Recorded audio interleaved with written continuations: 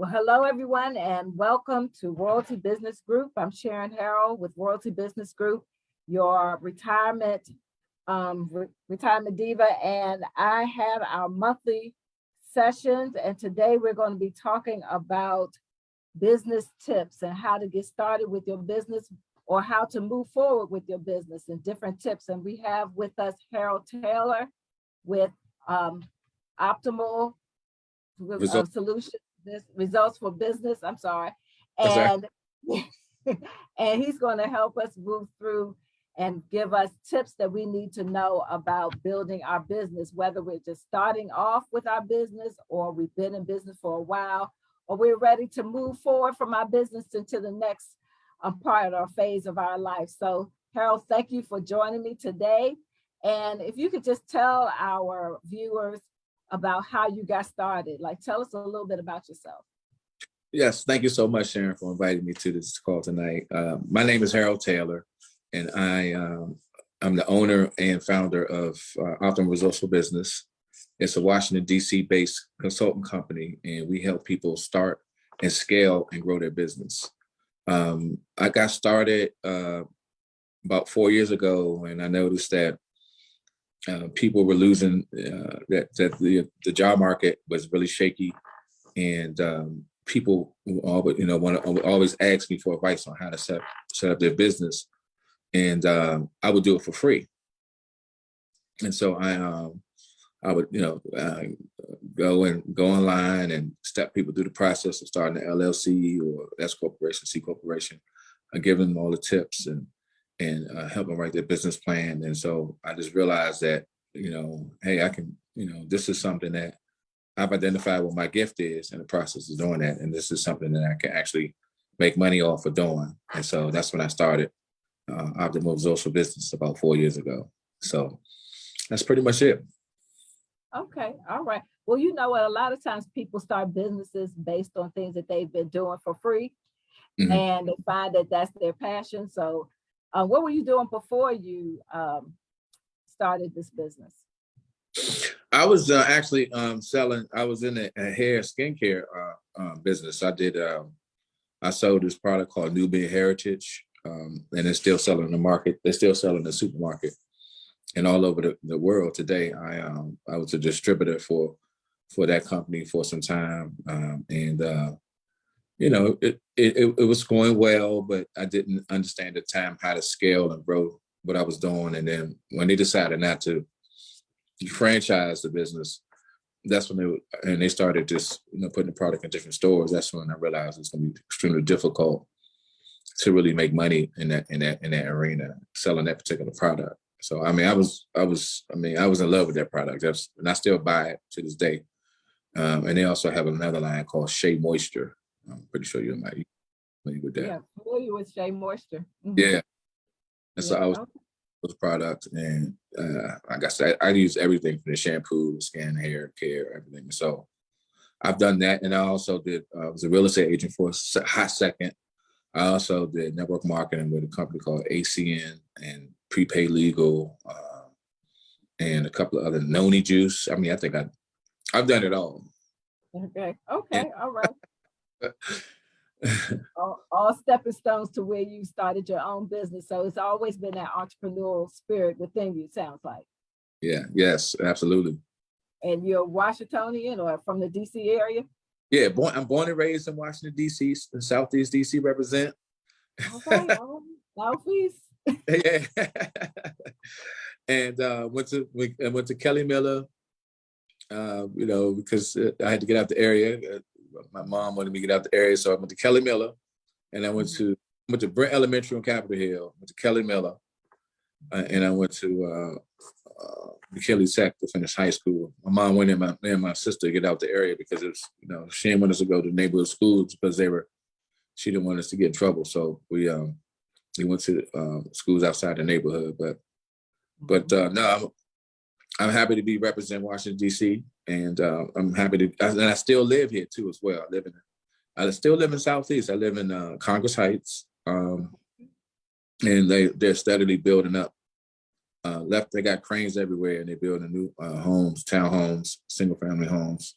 St. Elizabeth is doing some major redevelopment over there. They got townhomes selling for 500,000. I live in a single family home down the street from the Southeast Tennyson Learning Center, and Okay. our homes are, are well over, worth well over 500 now. So the area is definitely changing, even though it still carries this, a little stigma. And violence is changing rapidly.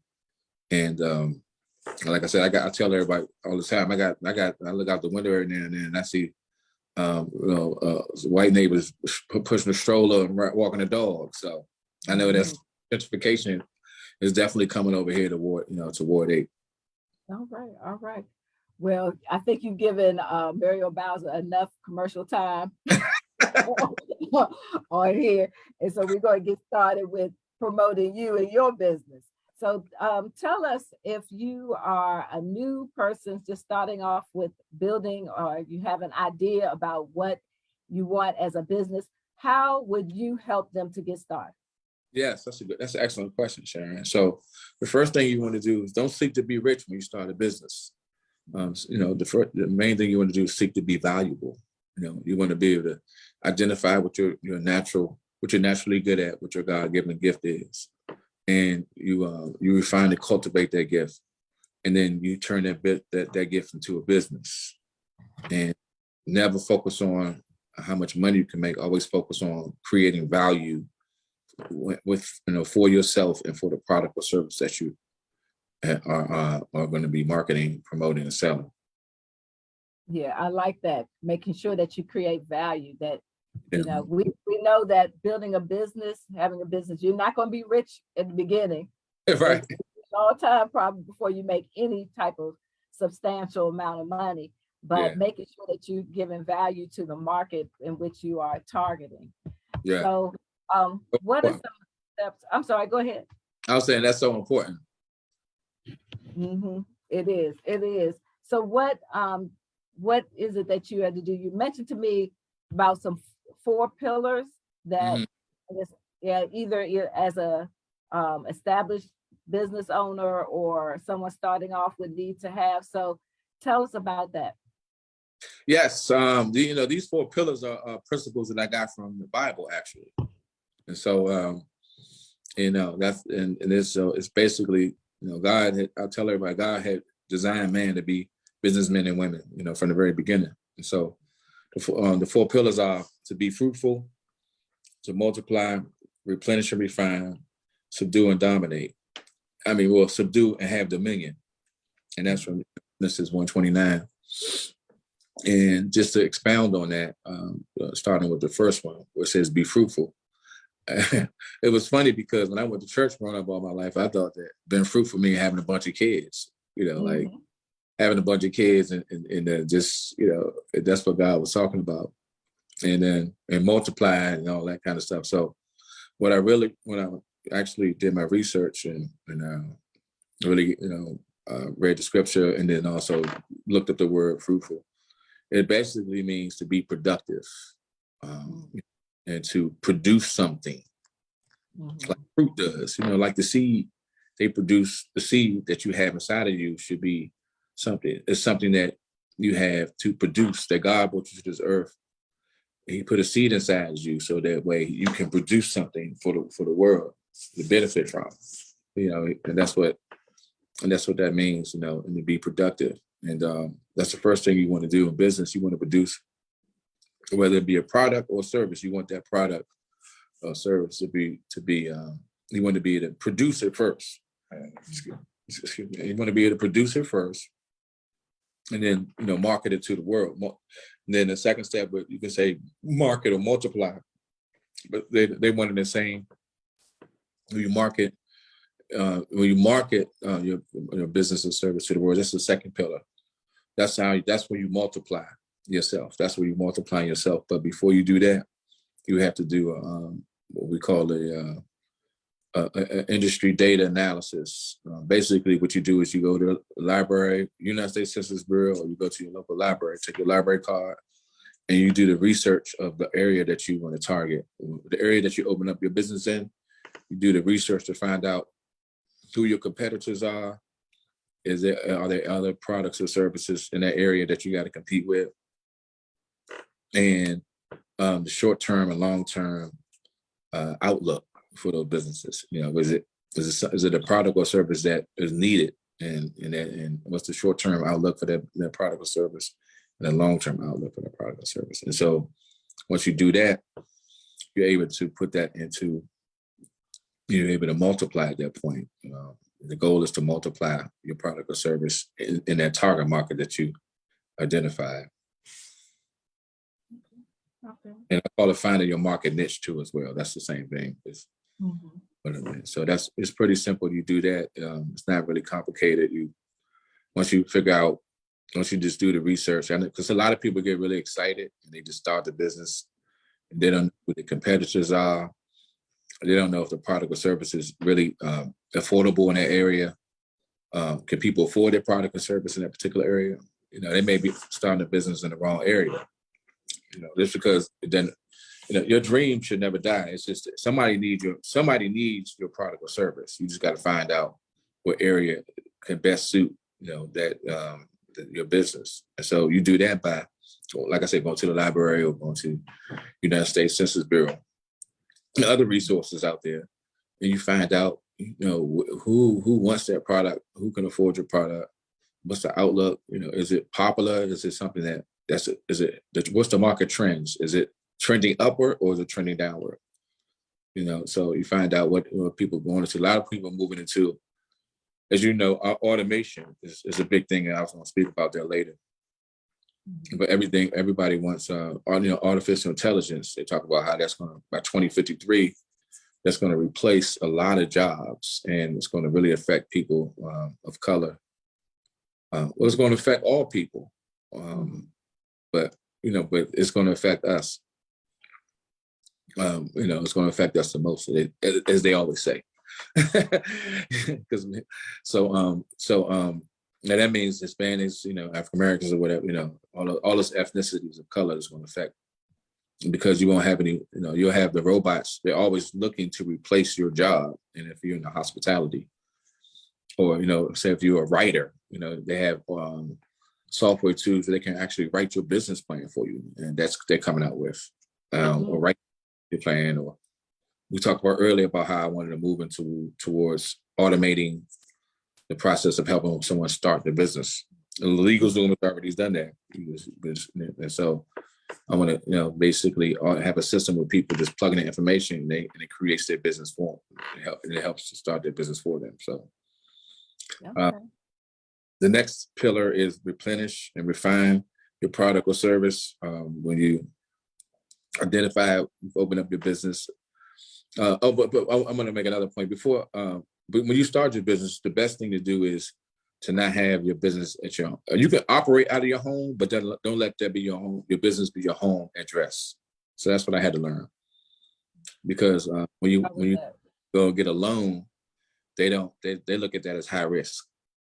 Oh, okay. So you want to get a PO box and operate from that. That's one of the other key. And then you also want to. Once you get your EIN number, you want to open up a bank account. Once you get your EIN number, of course, you get your state license. You have to take that to the bank in order for them to open up your business bank account. Okay, so for those of our audience that don't know what EIN stands for, could you tell us what EIN means? Yeah, it's actually, honestly, it's the number that they give you. I can tell you what it means. It's the number that they it's employee identification number. So, but I don't know why they use it for business, but it's the number that the IRS gives you for free. You go online and you literally fill out the form for free online. That's why I tell people you don't have to pay a bunch of money for that. And then you put the name of your business and when it starts and the kind of business. And then you just submit that form to IRS, and they'll electronic, their system is automated too. They will send you an electronic letter with the name of your business, the EIN number on it, and when it started. And you take that letter and you save it, and then you use that EIN number when you go do your business license, whether you started in Maryland, DC, Virginia, depending on what state you started at. You'll need that to show that to register your business. And then once you have those two documentations, you go do to your local, or one of the banks I like is Chase Bank and a couple other banks too. But I'll start with Chase. They have a good business. Capital One is good too, but Chase is good. And Chase Bank is they're really friendly when it comes to opening up their businesses and giving you tips. They have a business coach, and they have people like myself that sort of like partner with them to help the other business owners too as well. They're really proactive with working with people of color in the community, and they have space and resources for people who just start out their business. So, Okay. and the fourth point is subdue and have dominion. So basically, that's what, it's funny that God always wanted us to be able to subdue means to conquer, and have dominion means to have dominion over your marketplace that you've identified, or marketplaces. It could be multiple marketplaces. So they mean you want to spread. You want to spread your dominion with your product and service. So you want to be able to one day be the goal is to be the go-to person for that particular product and service. And so, and the way to do that is to specialize. If you try to become Jack, you're going to end up being poor. Jack is you don't want to be Jack. Jack of all trades. Yeah, Jack of all trades. Master of none. Right, exactly. Yeah. Yeah, you're gonna end up struggling. You try to, you want to specialize. So if you got a product that, everybody's selling shoes, right? So you want to specialize in what kind of shoes you want to sell. You want to sell shoes for children, for teens, or you want to sell shoes for people who have, foot problems or arthritis or whatever. The best thing to do is, I know every now and then they add some other stuff in there, but you specialize. How you build your business is to specialize first, and then you can start maybe adding stuff to your product little by little over time. But you got to be known for. You want to be known for something. Okay. You want to specialize their services. So, for example, if you a CPA, you're doing accounting, it's a million accountants out there and lawyers. So the ones that end up, and they all can make money if they say they do it all, but if you want to become really, really, really, really make a lot of money, you could say I specialize only in major corporations, or if you want to say I specialize only dealing with small businesses, like or mid-sized businesses, or I specialize in dealing with IT businesses, so you have to. I know it's hard for people to think that, because they think you will make a lot of money if you say you're doing everything. But what happens is you end up just spreading yourself thin, and you want to become, the goal is to become a master at it. Perfect it and refine your service, your gift, your product.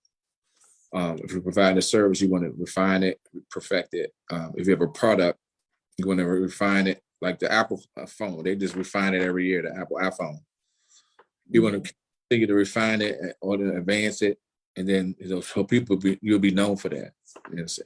Same thing if we selling burgers, same thing. You want to develop a system for that burger, keep making a burger better by dealing with a better vendor to get better quality meat. It's the same burger, but or you're gonna get, now you're dealing with a farm, they got fresh vegetables. So that's the goal. So you got the same product you've been selling to everybody to love, but now you just get better ingredients to make sure that keep better. And so that's really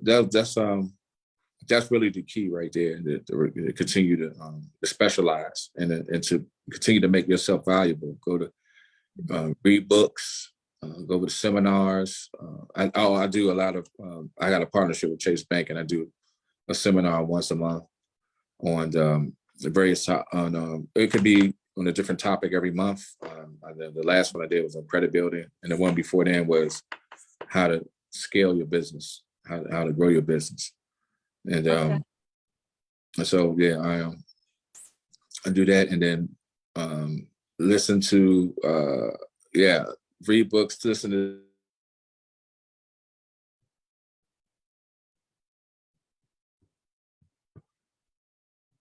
that you're looking at, continue to learn how to improve it. So that's Okay, pretty.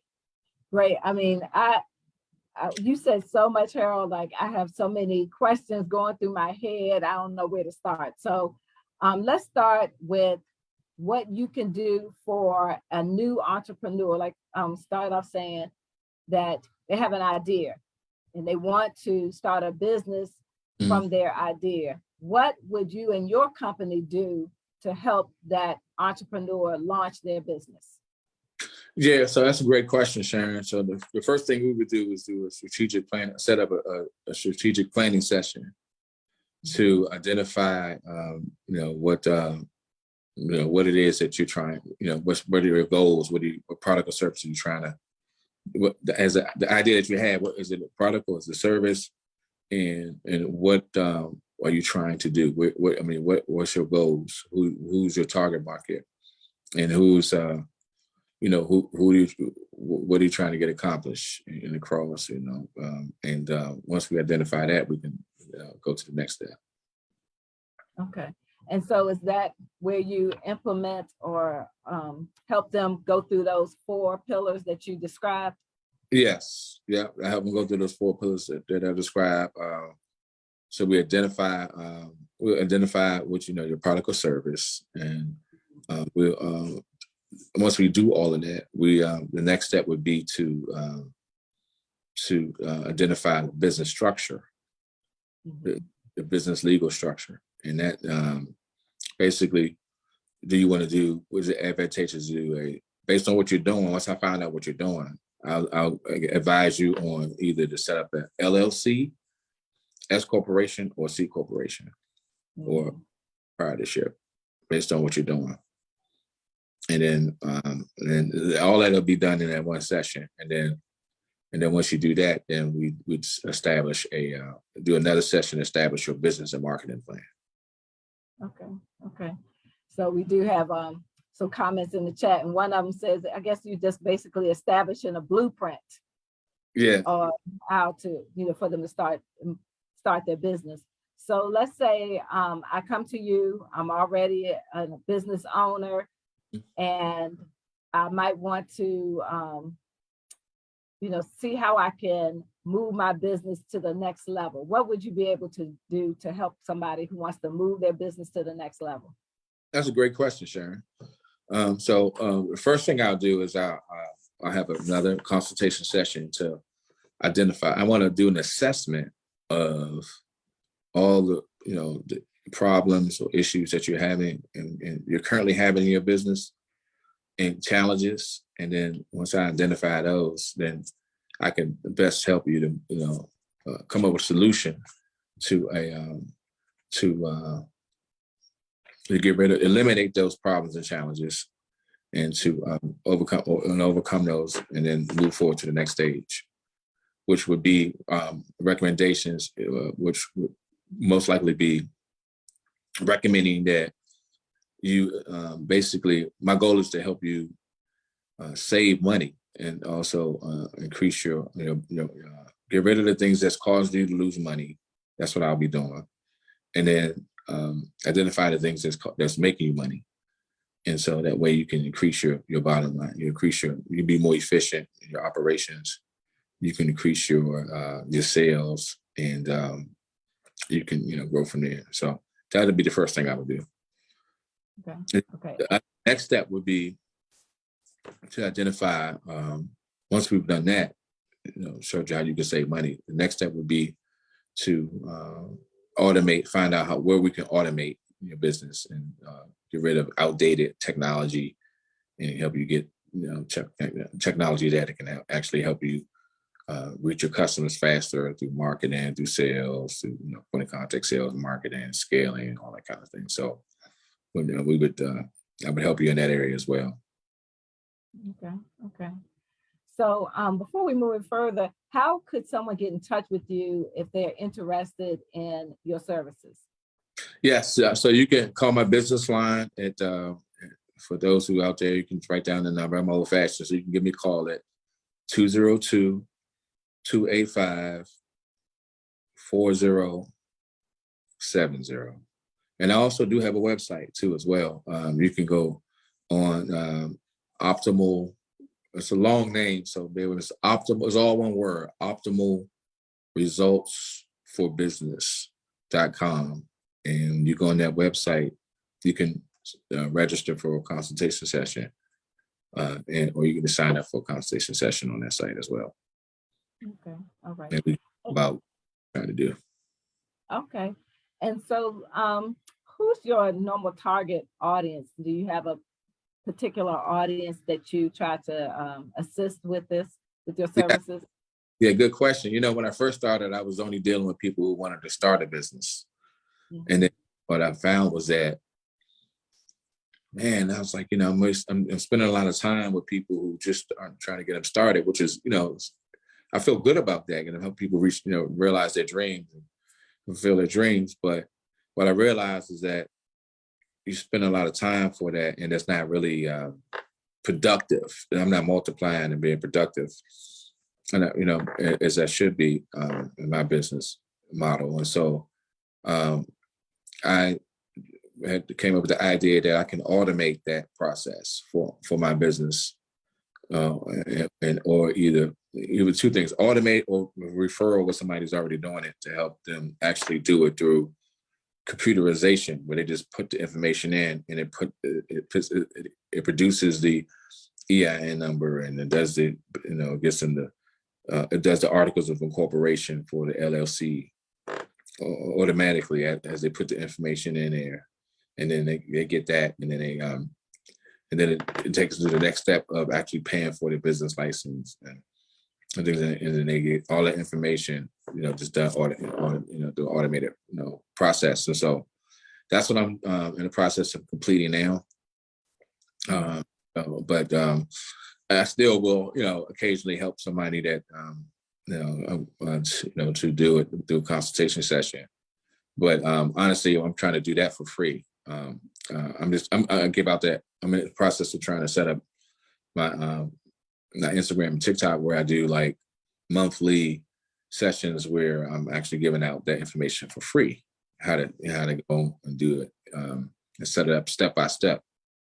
So it's business. So, and then now I'm transitioning into just have businesses scale. So I'm focusing on business owners that have been in business and they've had some success, and or they may have had success and they want to have success. So I'm helping them scale by helping them, cut their costs, eliminate, things that's making them lose money, and identifying those things and growing those things and helping them, bring in revenue, and scale their business through, automation and also their operating, what I call their operating SOPs, or operating, help them to redefine the operating agreement and the business process, basically. Okay. And also doing strategic planning, doing some strategic planning in that process, and branding. I'm a partner with somebody that does the branding and position analysis as well. That comes with the automation, believe it or not, because now everybody's everything is being digital marketing is huge now. And we're not going back. It's only getting ramped up every year. Artificial intelligence, digital marketing, everything is digital. Everything that you do is going to be digital in the future. So I'll be focusing on that. It's my target market. Okay. Awesome. That sounds great. That sounds like some great stuff. So tell me, what makes your company different than any other company out there that does something similar? Well, I would say it's the customer service. And again, I specialize, now that I switched to specializing in helping you save money, help companies save money and bring in more revenue. I would say that's how I separate myself. And then also too, just customer service, dealing with myself, who was very personable, and genuine, and then whoever that I 1099 to partner with me, or any partners in that become temporary members or permanent members in an LLC in my company, they have the same. We both have the same vision and the same attitude. Being very professional, and just very helpful and personable to our clients, and making sure that we are putting people over profits. Okay. All right. So you mentioned about automation and being able to save money through automation, but we also want to save time, because that's what automation is supposed to help us to do as well. So tell me how that saving time can equate to better business, better, financial gains for your clients. Well, when you're able to save time, you increase your productivity. And so you're able to be more efficient. So you're able to basically help more clients, per hour than you would be if you had to do it the old-fashioned way. And so basically you just, I guess I can give you, let me try to find an example. Here's an example. So if you're a real estate agent, in the past, real estate agents, they have to, they basically go and meet with people. That people call them up on the phone. They say, I want you to come. I want to sell my house. And you go and make the appointment to sell a house. And you go there, and you got to spend your, drive 10 miles to their house, or whatever, maybe 5-10 miles. And you go and check out the house, and you got another client that says, I want to sell my house, or I want to buy a house. And so you're driving, you're spending 8 hours of your day or more driving to people's homes, taking pictures, walking through, going to this house, going to that house. And then what the automation does is you can say, hey, well, look, and I got a virtual,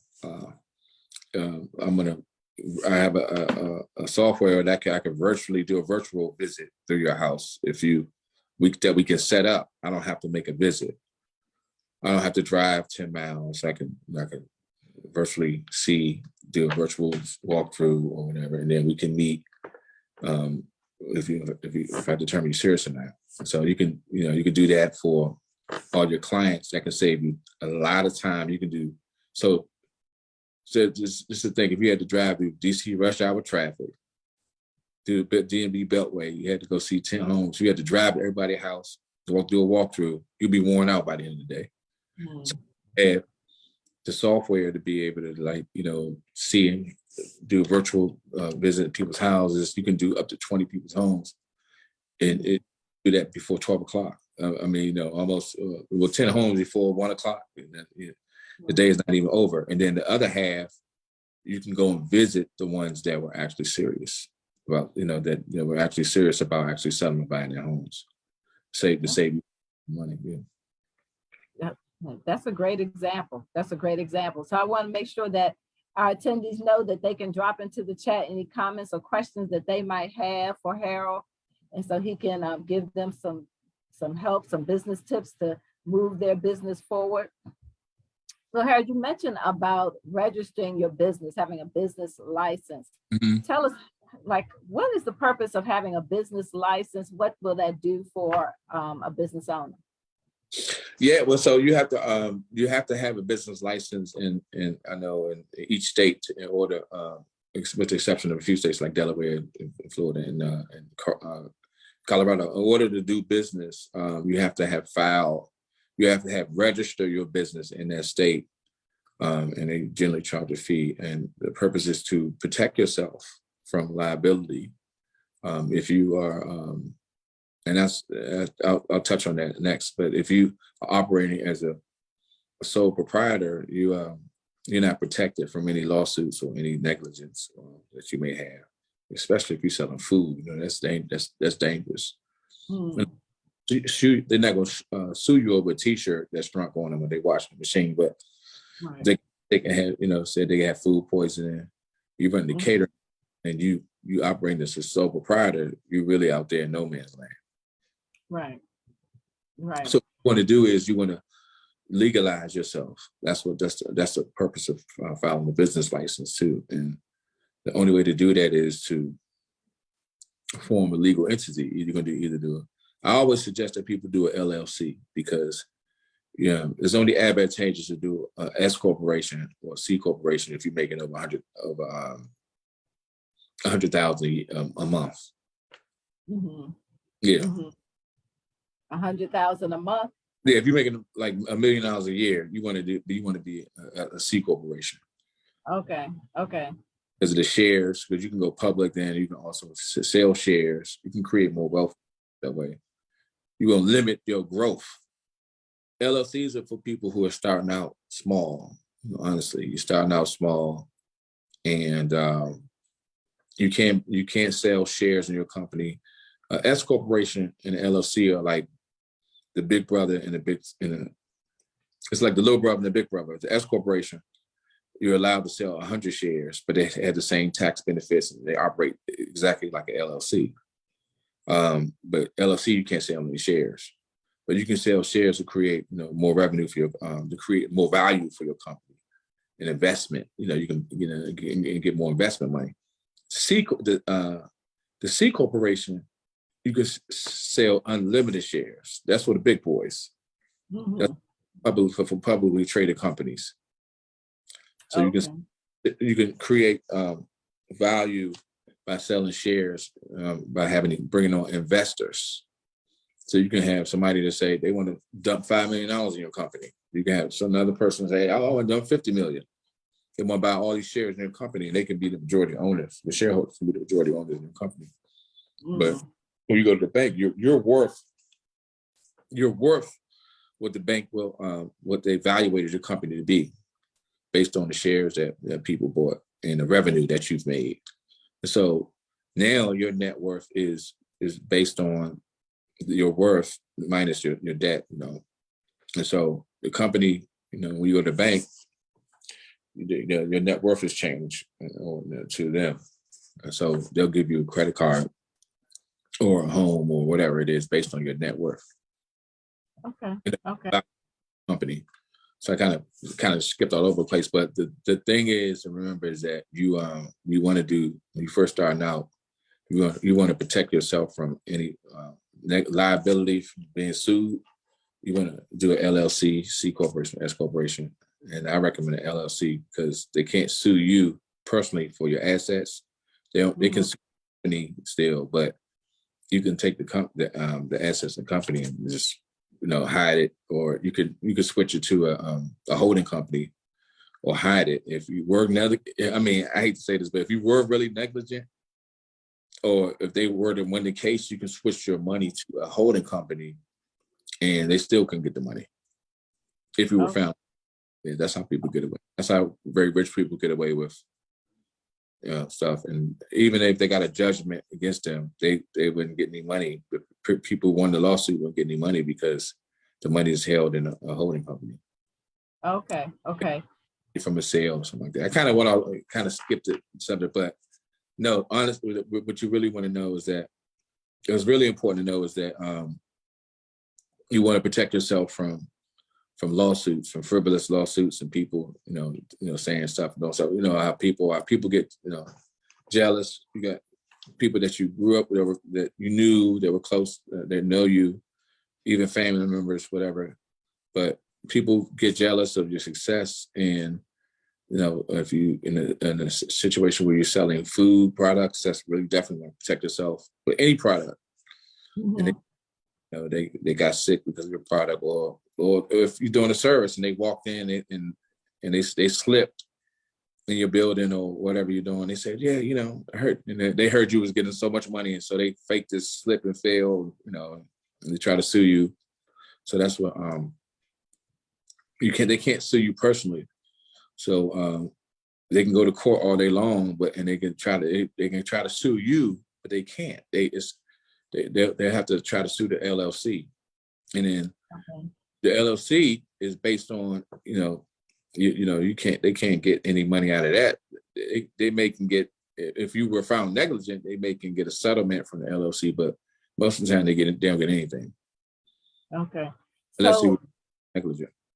um, I'm not so, want to get deep into that, but I was thinking, I would just say that I have a lawyer that's kind of chime in on that part, but I definitely know that you are protected from personal liability.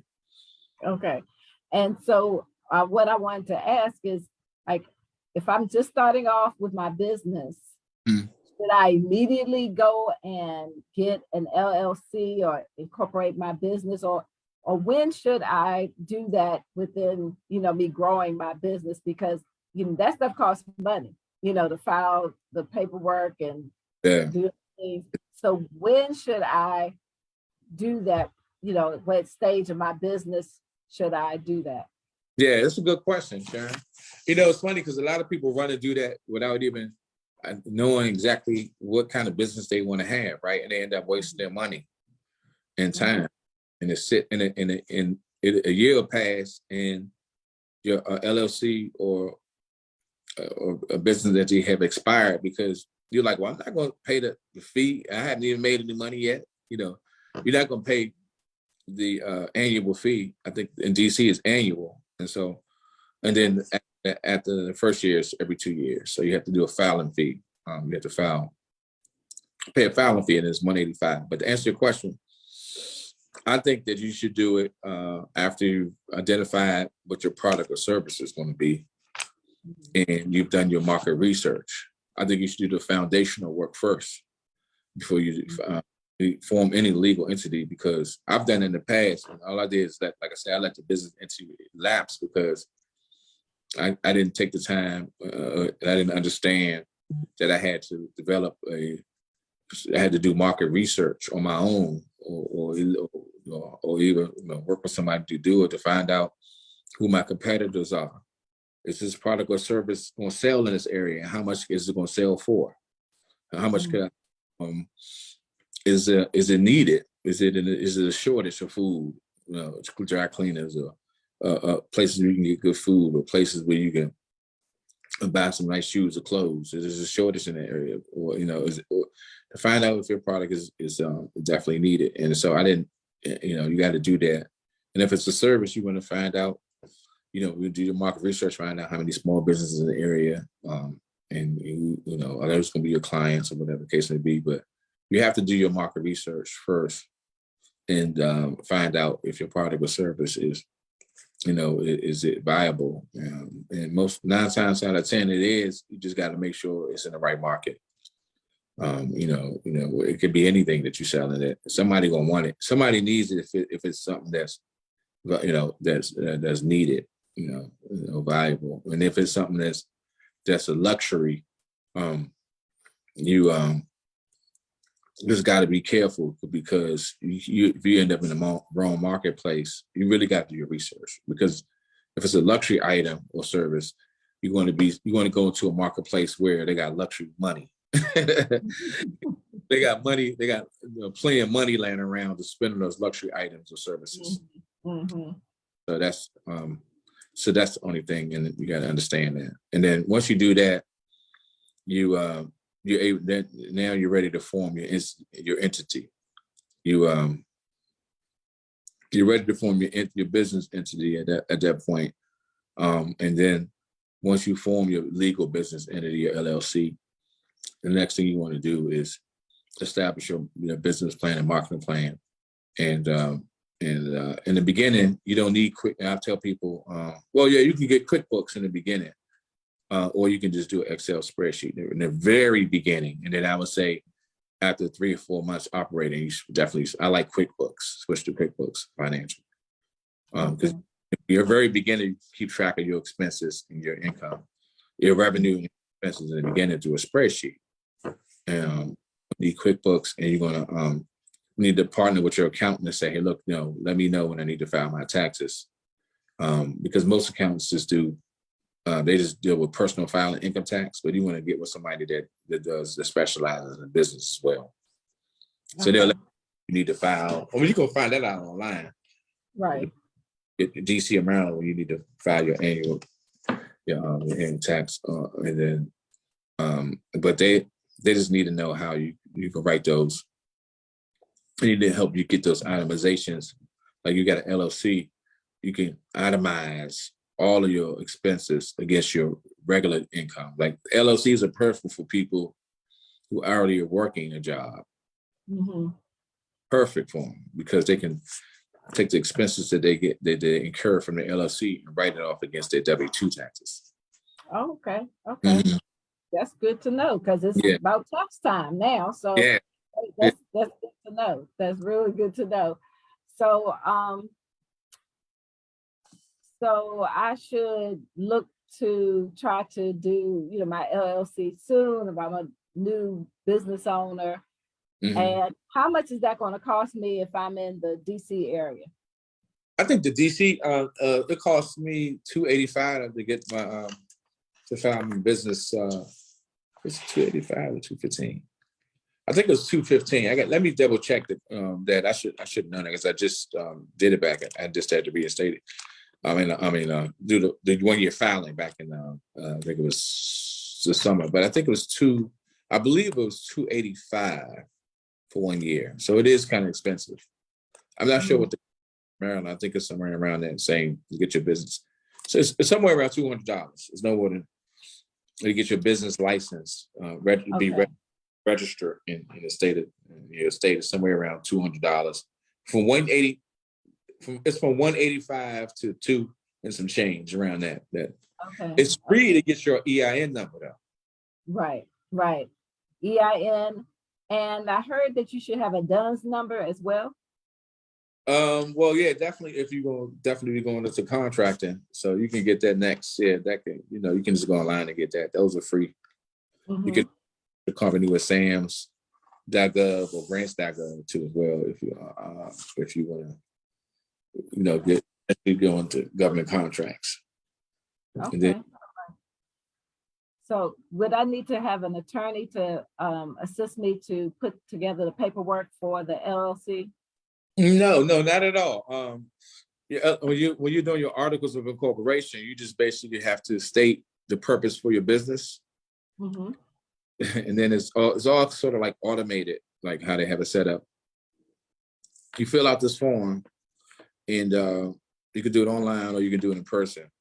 And you put that name of your business, the resident owner. You're going to be the resident agent. Resident agent is going to be you the first year. The business may start off at your home, but you're going to later switch that to a PO box. And then you're going to put down the purpose of your business in detail. Mm-hmm. And then when the business started, your tax year, is it going to be fiscal year or is it going to be annual? Is it going to end at 9/30 or is it ending at 12/31? Mm-hmm. And then what else do you have to fill out? Maybe a couple of other things, and then you sign it, date it, and then you submit it, and you got to pay the fee. And you do it online, and then it print out. It have this nice little seal, on it that says your business name was established and what date, and you're in business. Okay, all right. And you said that there's an annual or you have to renew every 2 years in DC? Yeah, in DC you have to pay, the first year you have to pay the fee, but then after that, so you pay $285 and then you pay another $285, and then after that is every 2 years. But there's also a filing fee too. You have to file, the filing fee is like $100. You have to pay that before April 15th every year. So as a matter of fact, I'm glad you said that because I got to go. I'm gonna go online and just double check those dates for DC and Maryland. I'm pretty sure it's similar. But when you open up, the hardest part, well, it's not the hardest part. It's just something that people got to pay attention to. You got to check the website because all the information is there and find out when they got the filing dates listed. So that's it's really easy. You just got to go online, look at the dates, maybe print them out. And that's what I need to do. Print them out, put them in your refrigerator and put them so you can know when you take a picture of them and send it to your calendar so you can know when your filing dates are. Okay. And so are most of your clients within the DC area? Do you help anybody outside of the DC area?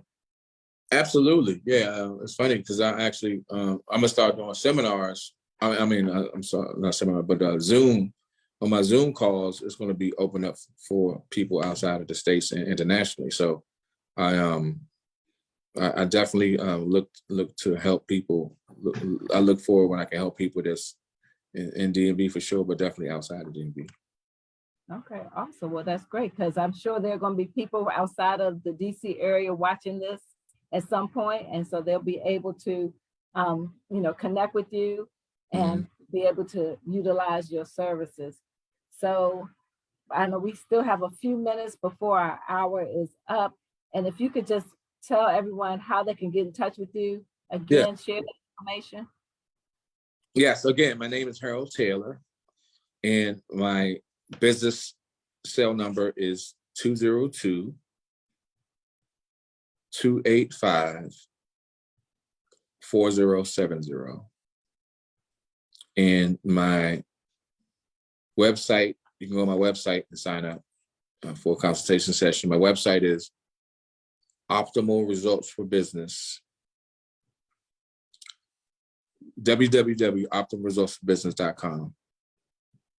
My email is Harold Taylor, all one word, at Optimal Results for Business. Yeah, great. So you mentioned that you have monthly seminars. They're in person. Are they in person? Yes, but I do have I set it up in a hybrid fashion where you can Zoom in, or you can come in person as well. And again, there is at Chase Bank.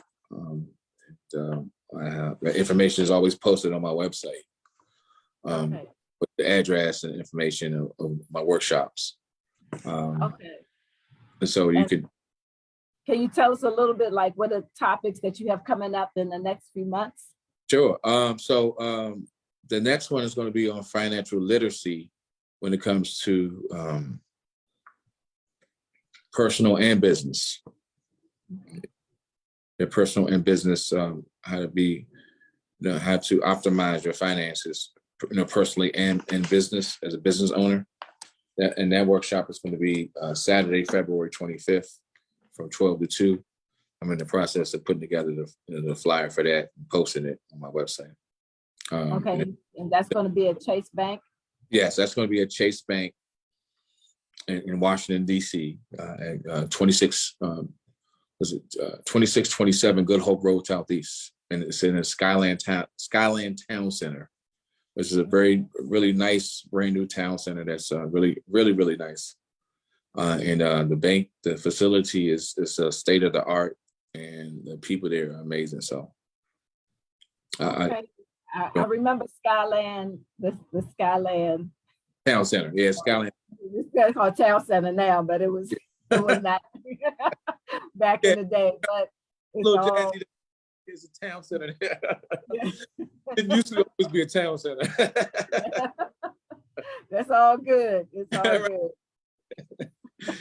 Building up Ward 8. They're building up. Okay, great. And so you said for February it'll be financial literacy. What are your plans for March? In March, we're going to do a session on, this is late March, we're going to do a session on automation, how to automate your business. Okay. Yeah, but that was people who are looking to really, again, increase their efficiency and cut down on costs, and know what the latest software to use is out there to help reach the customers. Whether you're selling a product or a service, you want to be able to reach your customers more efficiently and get the product out, market to your customers more efficiently, and get them to buy or your service or product more efficiently. And that's what that's going to be all about. And it's a lot more to it than that, but that's what I know so far. But that's going to be an amazing session as well. Okay. And are they always held the same Saturday of each month at the same time, or do the dates vary from month to month? Yeah, good question. The dates do vary from month to month, but the time is the same. Okay. Yeah, that's the time, 12 to 2 every Saturday. Okay. And So give people a chance to get there to register. And it kind of like, say if people, we just try to give that space, that window, so everybody can get there to register and then get the information that they need. okay. And with that, they could just go to your website and look up information, look to see when the next one is coming up if they are interested in learning about the one, the automation one in March, and definitely about the one in February. They'll be able to see that information on your website. Yes, yes, and I'm in the process of putting together a flyer that covers all 3 dates. So I should have that flyer up within the next, I would say, I would say by the end of within a week or so.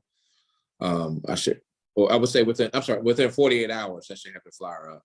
Okay. To show All right. dates on that website, but the actual flyer I'll have up within 48 hours. Okay, so you said you're going to have 3 dates on your flyer. So you mentioned February, March, and I'm assuming the 3rd date is April. Yes, yeah. Okay. That's going to be 18th, and that's going to be on. We're in the process of finalizing that now, but that's going to be on. Scaling your business through partnerships and scaling your business through partnerships and business, and how to build business credit. Okay. All right. Mm-hmm. Now, is there a cost for your seminars? There is. There's a minimal cost. In the past, when I served food, the cost would be higher because we'd be basically paying for your food. But I'll be cutting back on that. I'll just do something like that maybe once, a special kind of event where I do a brunch. But my cost would be going forward. My cost would be $25 for it, and that'll allow you to get Zoom access, and also or either get come inside the facility, and you would you generally get a packet, and and that's it.